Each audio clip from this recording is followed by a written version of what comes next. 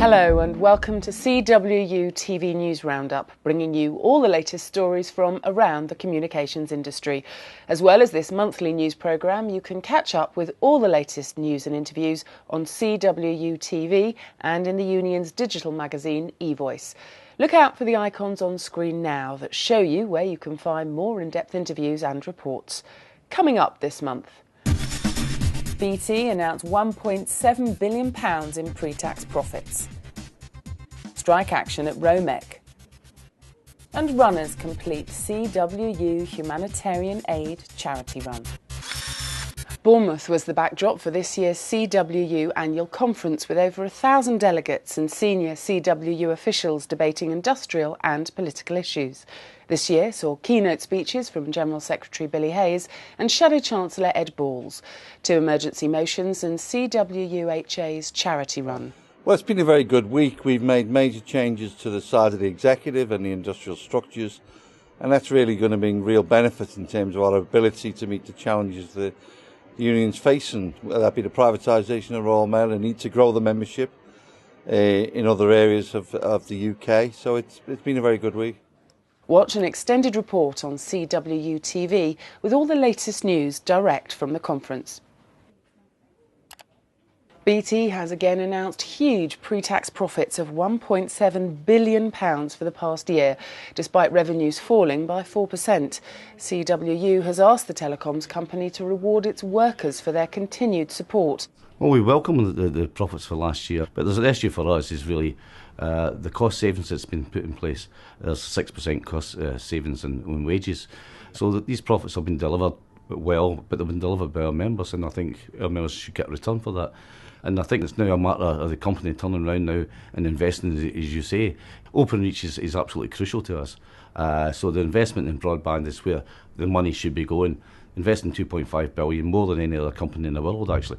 And that, again, should be good news for the company, and hopefully then good news for our members. Staff, parents and children protested outside Royal Mail's Mount Pleasant Mail Centre in opposition to close its on-site nursery. Earmarked for closure in the autumn, the company has provided no opportunity for consultation with either parents or the union. We spoke to parents about how the closure would affect them. It's going to affect me dramatically. It's a case of, like, you know, having a job and not having a job. You know, if I don't have the childcare, then I can't keep my job. You know, there's no other nursery that will open at 6 o'clock in the morning and take the children from that time, you know, and at the cost that they do it, because it's slightly subsidised. With, you know, anywhere else is just, we're not going to be able to do it. I had 2 children. I've still got one. My youngest child here is 2.5 years old. The consistency of the care is just fantastic. So the security I've got as a working mother, that my children are in good hands, and that actually I can get to them if I needed to, if they realised something, is a real benefit. So a massive impact for me. Yeah. If they did shut it, it'd be a shame, because there's loads of people and families that use this, and Royal Mail needs to get more people using it as well, because it's a good service. I would say to anyone who's shown an interest in a place at the nursery, to contact Moira Green. Tell her exactly how you feel about the closure of the nursery, and you know, try and get her to reverse the decision to close the nursery, because it's an important, vital facility that all of London could utilise if it was kept open. More than 500 ROMEC engineers have taken part in industrial action in a dispute over misuse of tracking technology on company vehicles. The union has made every effort to resolve the present dispute through negotiation. Ray Ellis, CWU Assistant Secretary, brings us up to speed. Portcullis House is one of a number of buildings that are being picketed today. It's particularly high profile, of course, because it's MP's accommodation. We've got a number of MPs that have expressed sympathy for our ROMEC members. It's an opportunity to speak to them, to thank them, and obviously to demonstrate that there's a serious dispute going on, and we're looking for people's support in that dispute. Well, we're here with members from the Unite 1427 branch, which represents staff of MPs in Parliament and in Westminster, and we are here to show that an attack on one trade union is an attack on all trade unions, and as trade unions, we are here to show solidarity with communications officers. This is our chance to fight against bullying and harassment by the business. If we don't do so, we've got no choice but to more or less cower down and let them walk all over us. We've indicated to ROMEC that we're available to resume talks. We'll talk to them at any time and resolve the dispute by agreement. Now let's take a quick look at some other stories from around the union hitting the headlines this month.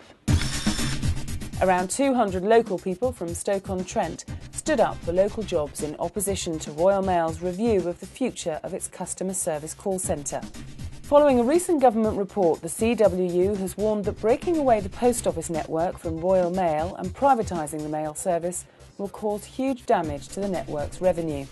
And CWU has unveiled a memorial to commemorate International Day Against Homophobia in the newly opened Workers' Memorial Garden at Alverscott Lodge.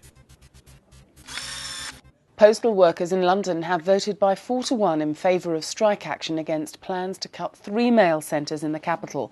The union is concerned this will lead to compulsory redundancies, which is against union policy. Martin Walsh, London Divisional Rep, explains. We've just received the ballot result and in all 4 sites which we've balloted, all have returned massive yes votes. We're asking for Royal Mail to come back to the negotiating table. We've put a fair solution to them, but it does mean that they will have to put people first rather than profit. If they don't, and they continue to bully people, as they are doing now, and keep on pushing towards compulsory redundancies, then we will take strike action. CWU is recommending a pay deal at PRODUBAN worth 3.1% to standard performers in the middle of the pay scale. The deal is structured so the lower paid will receive higher increases and pay rises. This deal comes after successful pay deals at GEOBAN and ISBAN. Assistant Secretary Nigel Cotgrove explains the deal. The deal with PRODUBAN is a performance-related pay increase which provides for 3.1% increases for people in the middle of the pay scales on normal performance, and pay ranges between 5% and 0% depending on performance. It's the first agreement we've reached with PRODUBAN since our members joined the company as a result of a transfer in 2009. Indeed, it's the first pay deal that PRODUBAN has reached with any trade union. We recommended the pay deal to members, and the members have voted in favour of the deal by 89%, which obviously we're very pleased about. And finally, running 900 miles non-stop from John O'Groats to Land's End is no easy task, but 5 CWU members took on the challenge to raise money for the union's humanitarian aid charity.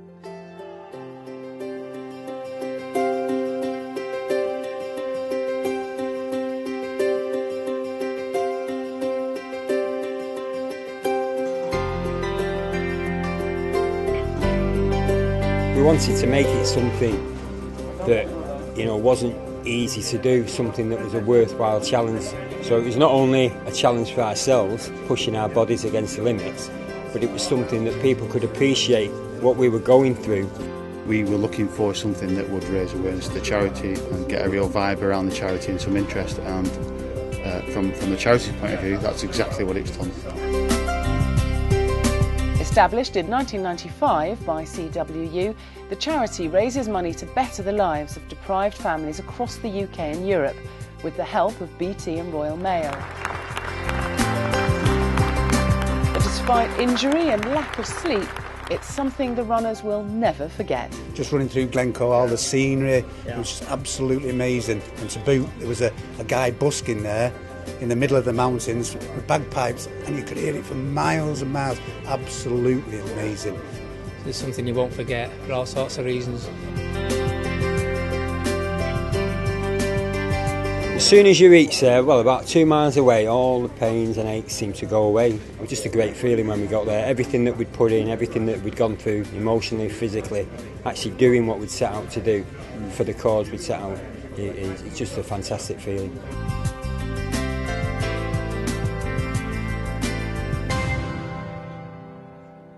Well, that's it for this month. Don't forget you can catch up with the latest news and in-depth reports on CWU TV or in eVoice. But until next time, thanks for watching.